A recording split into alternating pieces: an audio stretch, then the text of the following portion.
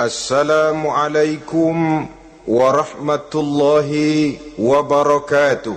Waalaikumsalam warahmatullahi wabarakatuh.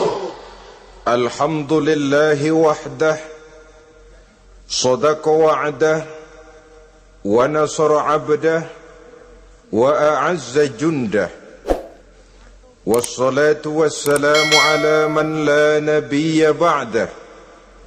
وعلى آله وصحبه ومواله لا حول ولا قوة إلا بالله أما بعد.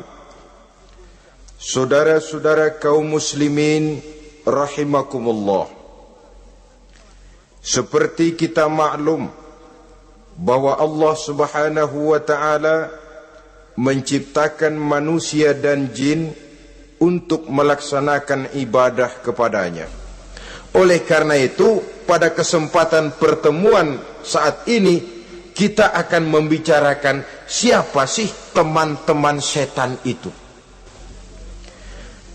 Diriwayatkan dari Wahab bin Munabbih bahwa pada satu hari iblis diperintahkan oleh Allah untuk datang kepada baginda Rasulullah sallallahu alaihi wasallam dan menjawab segala pertanyaan yang diajukan oleh baginda Nabi. Datang iblis dalam bentuk orang tua pakai tongkat. Jadi iblis itu bisa malih warna. Dia termasuk jenis makhluk halus toh. Seperti halnya jin dan malaikat, itu bisa malih warna sesuai dengan yang mereka kehendaki. Ketika datang, baginda Nabi bertanya, "Man anta?" Siapa kamu? Dia jawab, "Ana iblis." Saya iblis. Jujur. "Limadza ji'ta?" Mau apa kamu datang kemari? Kata baginda Nabi. Dijawab oleh iblis, "Innallaha amaroni an atika wa ujibaka an kulli ma sa'altani." Allah memerintahkan saya untuk datang kepadamu dan menjawab segala pertanyaan yang engkau ajukan kepada saya. Nah, atas pernyataan ini baginda Rasul kemudian bertanya dengan dua pertanyaan. Pertanyaan pertama, iblis, "Kam ikhwanuka min ummati?" Ada berapa sih teman-temanmu dari golongan umatku? Dari golongan umatku, umat Islam ini. Siapa saja yang jadi teman-teman kamu, iblis? Menjadi antekmu, menjadi alatmu sejak dari dunia sampai ke neraka nanti. Atas pertanyaan ini iblis menjawab, "Teman-teman saya dari golongan umatmu ya Muhammad, asyarun. Ada 10 orang. Ada 10 orang yang merupakan teman-teman iblis dari dunia sampai ke neraka." Siapa mereka?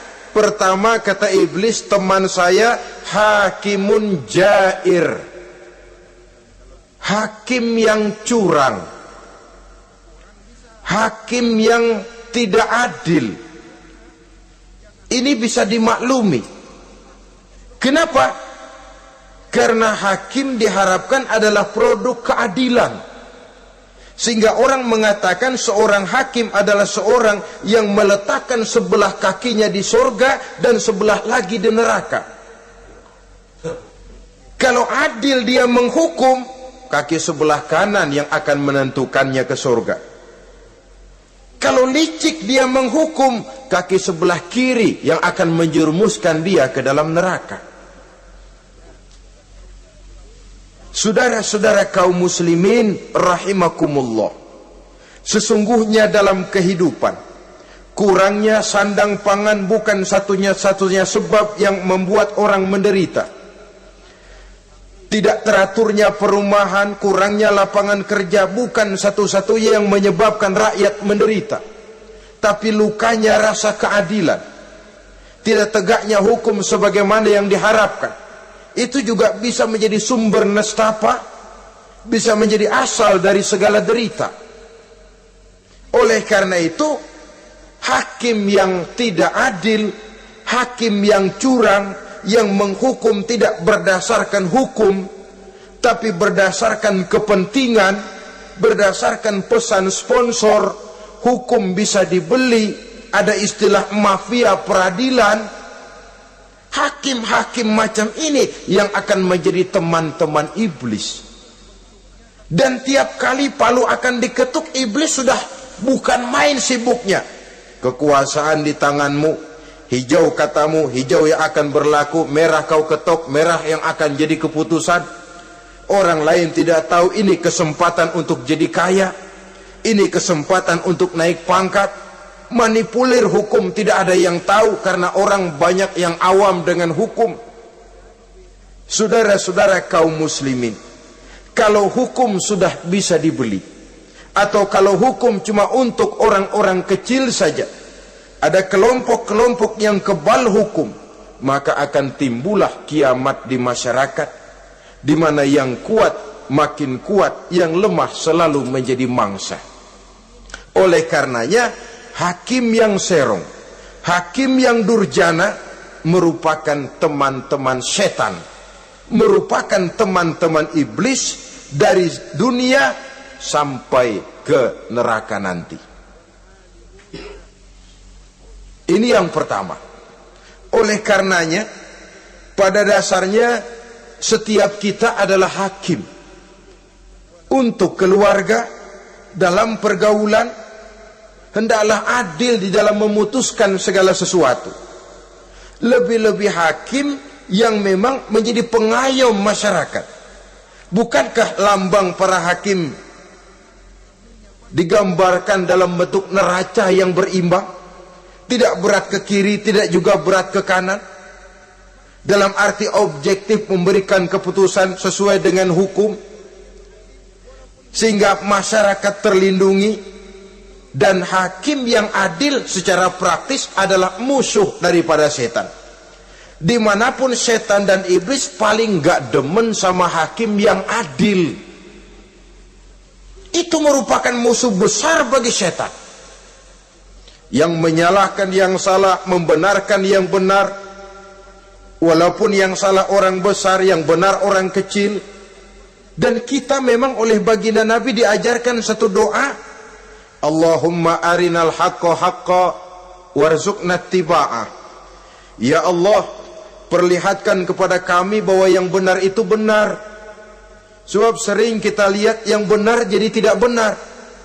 Ini memerlukan kekuatan batin. Yang benar tampakkan kepada kami kebenarannya ya Allah. Sebab sekarang banyak ketidakbenaran yang dikamuflase, banyak ketidakbenaran yang diberikan lipstick sehingga kelihatannya menjadi benar. Ini baik doa ini saya pikir dibaca oleh para hakim. Allahumma arinal haqqa haqqa. Ya Allah, perlihatkan kepada saya bahwa yang benar itu benar. Dan tidak cuma sekedar itu, warzuqni ittiba'ah, berikan kekuatan kepada saya untuk mengikuti kebenaran itu. Sebab kadang-kadang terjadi juga dia tahu yang benar itu benar, tapi tidak punya keberanian moral untuk mengatakan bahwa itu benar. Dia tahu itu barang yang hak, tapi tidak terpanggil mengikuti yang hak, tidak punya kekuatan moral untuk mengikutinya. Lalu doa ini pun disambung, wa arinal batila batilan warzuqna ijtinabah. Wahai Allah, perlihatkan kepada kami bahwa yang batil adalah batil, bahwa yang salah adalah salah, bahwa yang munkar adalah munkar. Berikan kepada kami kekuatan untuk menjauhi yang munkar, yang batil, yang zalim. Saudara-saudara kaum muslimin rahimakumullah, kita sering mencaci kaum pelacur sebagai sampah masyarakat. Tapi sadarkah kita bahwa pelacuran di bidang hukum, pelacuran di bidang intelektual, kadang-kadang pelacuran di bidang agama, dalam arti menjual ayat untuk membela yang salah dan menekan yang benar. Ini juga tidak kalah bahayanya dengan prostitusi, pelacur-pelacur yang kita anggap sebagai sampah daripada kehidupan masyarakat itu. Oleh karenanya, maka hakim yang adil merupakan musuh utama daripada iblis dan setan. Mereka akan sibuk sekali kalau seorang hakim sudah berketetapan untuk melahirkan keputusan hukum yang seadil-adilnya. Ini yang pertama, teman setan adalah hakim yang nyeleweng, yang tidak adil. Yang kedua, teman saya, kata iblis, ghaniyun mutakabbir, orang kaya yang sombong. Orang kaya sombong itu teman setan. Orang miskin sombong itu lebih teman lagi tuh. Sebab ini sudah kelewatan. Kalau orang kaya sombong barangkali masih lumayan lah, memang kaya. Tapi kalau sudah miskin sombong, minta ampun. Orang kaya yang sombong adalah musuh iblis. Sebab pada hakikatnya tidak ada yang kaya dalam kehidupan ini kalau sudah bercermin kepada apa sih yang kita punya. Nabi Sulaiman karena merasa menguasai antara masyrik dan maghrib, satu hari pernah mohon izin kepada Allah, ya Allah, saya mohon izin kepadamu untuk memberikan makan kepada seluruh makhluk-makhlukmu sekedar satu hari saja. Baik, satu hari Nabi Sulaiman mau menjamin menanggung makannya semua makhluk karena merasa kaya. Baik, kata Allah. Lalu sibuklah Nabi Sulaiman mengadakan persiapan. Seluruh bala tentaranya, jin, binatang dikumpulkan, mengumpulkan makanan yang sebanyak-banyaknya, diatur di satu lapangan yang sangat luas. Sebab ini yang mau makan tentu tidak sedikit. Nah, sudah selesai persiapan, kata Allah, sudah selesai Sulaiman? Sudah, ya Allah. Nah, aku mulai dari makhlukku yang paling di bawah, ikan. Ikan nun dipanggil oleh Allah. Rezekimu hari ini mau ditanggung Sulaiman. Naik, makan. Naik ikan ini. Sekali makan seluruh persiapan habis. Goleng kepala Nabi Sulaiman, beliau sadar lalu sujud, maha kaya engkau ya Allah. Boro-boro nanggung makanan semua makhluk hidup sehari, ikan satu nggak keurusan. Ini baru sekali makan, bagaimana nambahnya? Jadi apa sih yang kita anggap kaya ini? Maka orang kaya yang sombong pada hakikatnya kacang yang lupa akan kulitnya. Tidak ada yang kita bawa pada saat kita terlahir ke alam ini, sebagaimana juga tidak ada yang kita bawa pada saat kita meninggalkan alam ini. Harta kita akan pindah nama. Sebab itu yang perlu kita jaga pada hakikatnya tidak lain nilai-nilai iman, sebab ini yang akan kita bawa. Cuma ironinya, karena iman itu abstrak, bukan benda, orang yang kehilangan iman tidak pernah ribut. Sebaliknya, karena harta itu materi, benda konkret, orang yang kehilangan harta cepat merasa, cepat ribut. Motor hilang, ribut. Kenapa? Motor itu benda, kelihatan. Duit hilang, ribut. Televisi hilang, ribut. Kenapa? Benda. Tapi kalau iman yang hilang, wah kelihatannya tenang-tenang saja, Pak.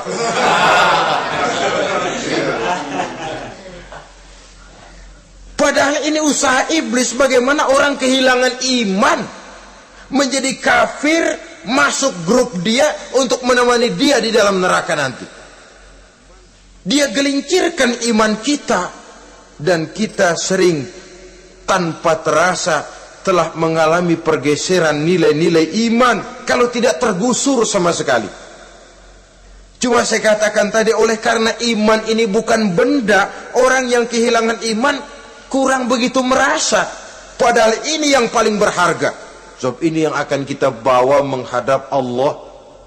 Orang itu kalau sudah yakhruju minad dunya bighairi iman, keluar dari dunia, meninggalkan dunia dan seluruh isinya, kembali menghadap Allah dengan tidak membawa iman, tempatnya jelas sudah. Itu yang paling kita khawatir.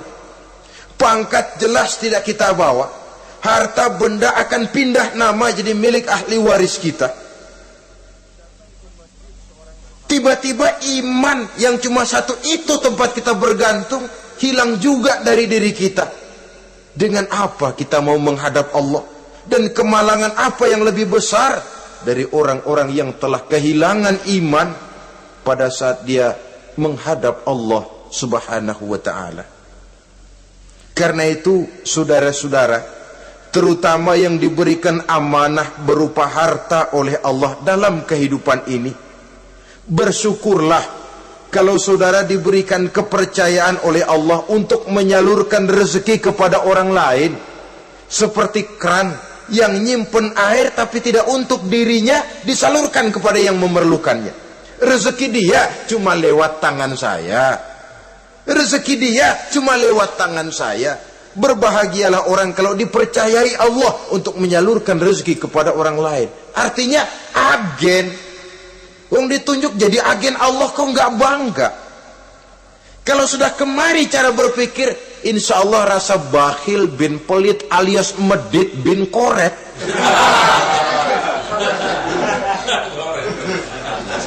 Itu insya Allah nggak ada. Kan kadang kita berpikir, yang nyari duit gua setengah mati, lu datang-datang mau minta aja pala lu. Kan itu toh kadang-kadang cara kita berpikir. Ya boleh jadi lalu terasa berat.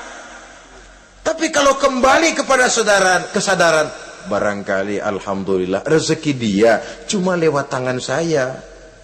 Kalau saya nggak ngasih dia, barangkali nggak semudah ini saya dapat rezeki. Allah mudahkan rezeki saya karena saya sering membantu orang-orang yang memang memerlukannya. Andai kata saya nggak membantu mereka, belum tentu rezeki selancar ini.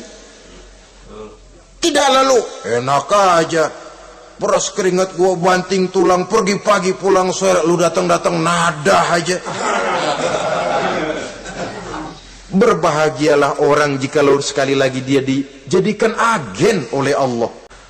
Yang ketiga, teman iblis itu tajirun khain, pedagang yang berkhianat, baik kepada sesama teman pedagangnya karena ingin lebih maju dari yang lain.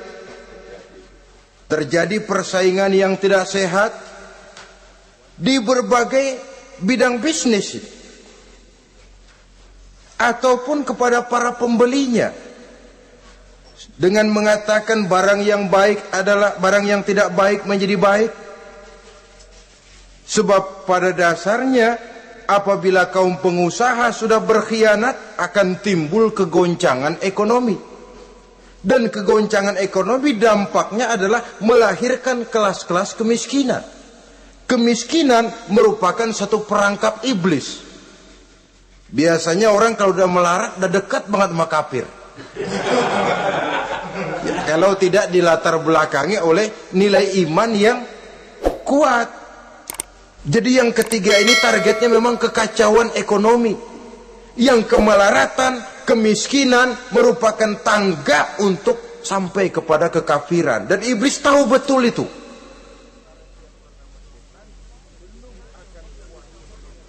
Lain misalnya contoh yang diberikan oleh Rasul. Rasul kan pernah dagang di kala remaja itu, membawa dagangannya Siti Khadijah, kain.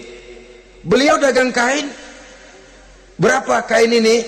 Oh, kalau ini saya ambil dari Ibu Khadijah 25 rupiah. Saudara mau beli saya berapa terserah, asal saya ada untungnya.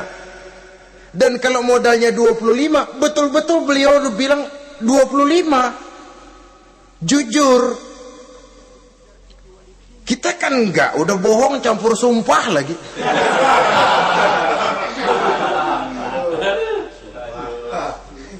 Ini yang ketiga. Yang keempat, teman-teman setan, teman-teman iblis, syaribul khamr. Orang yang minum arak, pemabuk, itu teman setan. Bahkan divonis tidak beriman orang yang pada saat meninggal dunia di dalam perutnya itu masih ada khamr. Tidak beriman divonis. Jadi dalam satu pesta di mana disediakan minuman-minuman keras, iblis itu sudah masang perangkap. Dan bila minuman itu dihampiri orang, dia mulai senang, wajahnya berseri-seri. Kalau minuman dituang ke gelas, dia tepuk tangan. Bila minuman mulai mengalir ke tenggorokan, dia jijimprakan iblis. Girang bukan main.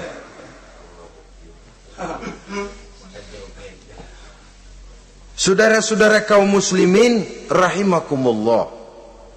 Kenapa pemabuk merupakan teman setan?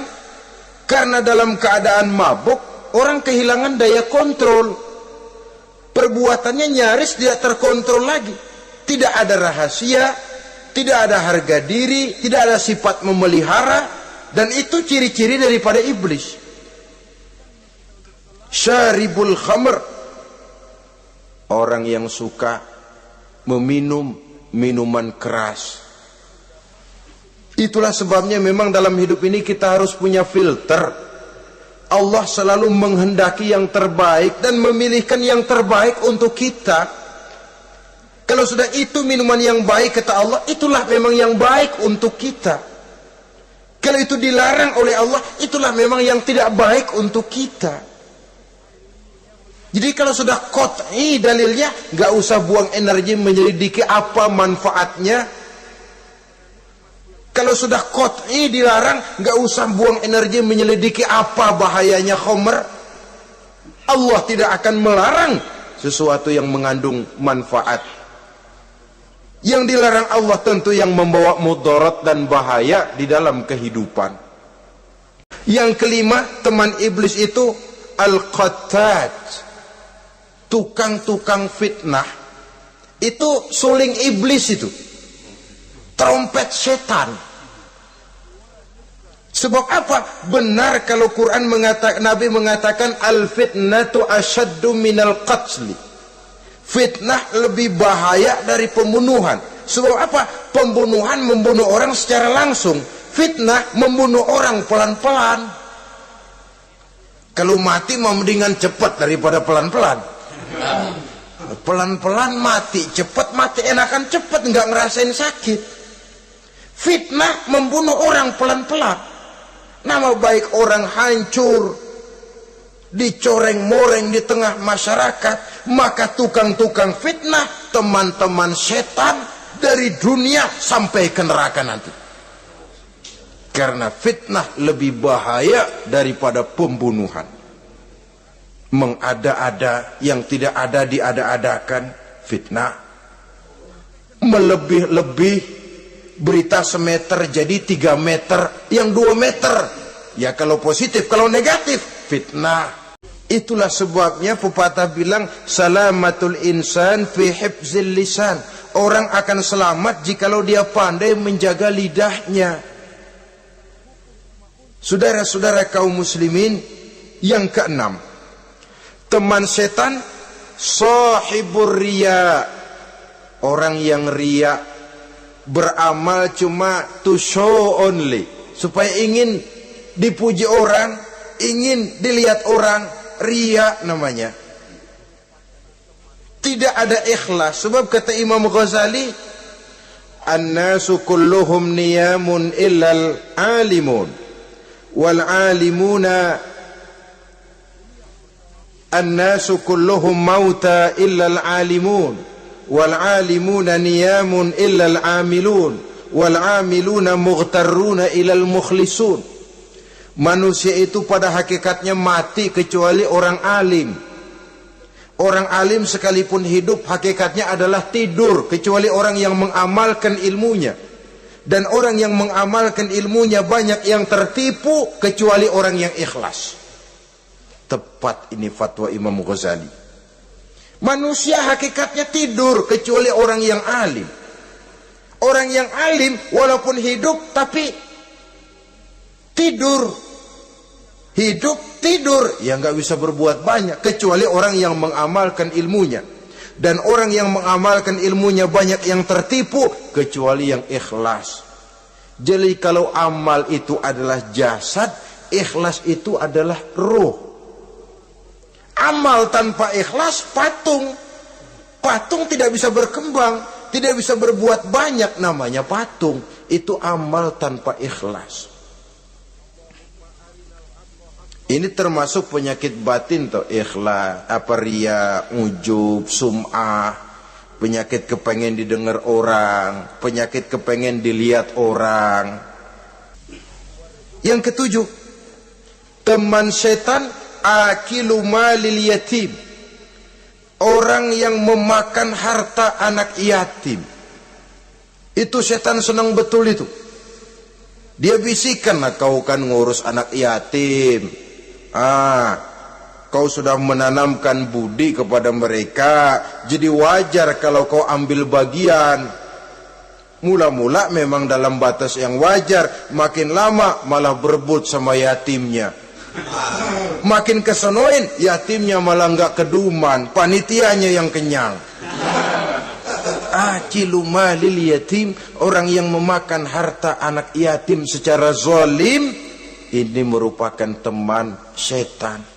Sebaliknya, orang yang melindungi anak yatim, kata Nabi, seperti dua jari ini dengan aku di akhirat nanti. Dekat derajatnya dengan Rasul. Yang kedelapan, teman setan al-mutahawinu bis shalah. Orang yang nganggap enteng sholat, ngenteng-ngentengin sholat. Nanti aja dah, kalau udah tua-tuaan, sembahyang mah gampang, saban sari ada. Kalau ini nih tinju jarang-jarang. Al-mutahawin, ngenteng-ngentengin. Pada dasarnya agama itu mudah. Jangan dipersulit, tapi juga jangan dipermudah. Agama itu tidak berat. Jangan diberat-beratin, tapi juga jangan dienteng-entengin. So yang enteng kalau kita entengin akhirnya menganggap remeh. Mulanya memang sedikit, makin lama makin banyak, makin lama makin banyak, makin bertumpuk. Apalagi kalau sadar kita sholat adalah tiang daripada agama. Bagaimana rumah akan tegak tanpa tiang yang kuat? Bagaimana agama akan tegak dalam diri seseorang kalau sholatnya dia enteng-entengi? Jangankan yang sunnah, yang wajib saja. Kadang-kadang tutup lubang gali lubang. Padahal itu merupakan tiang pokok. Rumah itu untuk kuat harus ada tiang-tiang tambahan. Tiang tambahan ini ya nawafil, ya rawatib, solat-solat sunnah itu. Itu untuk menjaga stabilitas temperatur batin kita kepada Allah. Al-mutahawinu bis shalah. Jadi kalau sudah masuk waktu, beduk misalnya berbunyi, azan berkumandang, iblis mulai menyebar bala tentaranya. Pasukan siap.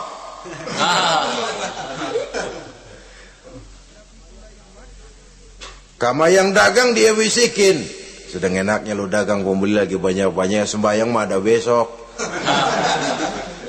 Sama yang kerja, jangan ditinggal ini kerjaan, tanggung, sembahyang masih ada besok. Saudara-saudara kaum muslimin rahimakumullah. Saudara kaum muslimin, ini yang ke-8. Yang kesembilan, mani'uz zakah. Orang yang enggan membayar zakat itu teman setan. Gak ada urusan sama zakat. Sayang-sayang harta dizakatin. Saudara-saudara, padahal zakat itu kata Nabi, zakku amwalakum biz zakat. Bersihkan hartamu dengan zakat. Jadi barangkali bercampur harta itu dengan sedikit yang tidak baik, bercampur dengan yang kotor. Zakat itu membersihkan yang lain. Kita misalnya dalam satu kelas punya murid 40 orang, 42 orang, ada 2 orang yang bandel, nggak ketulungan. Sudah segala macam cara kita perbaiki, nggak juga berhasil. Ini kan kalau nggak diatasi kan mempengaruhi yang teman-teman yang 40 orang. Untuk menyelamatkan yang 40 ini, nggak apa-apa yang 2 keluarin. Bikin pemecatan, anak saudara kami sudah tidak sanggup lagi mengajar. Dengan ini kami berhentikan dari sekolah yang kami pimpin untuk menyelamatkan teman-teman yang lebih banyak. Mengeluarkan yang 2 untuk menyelamatkan yang 40. So kalau tidak ini nanti ngerembet, yang 40 ngikut jadi ngeres.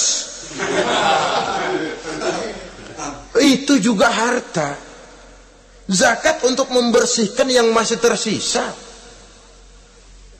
Yang terakhir, yang ke-10, teman setan, musuh, teman iblis, man yutilul amal. Orang yang terlalu panjang angan-angan, penghitung bintang di langit, yang hidup cuma ngitung jikalau, wiridannya cuma jikalau.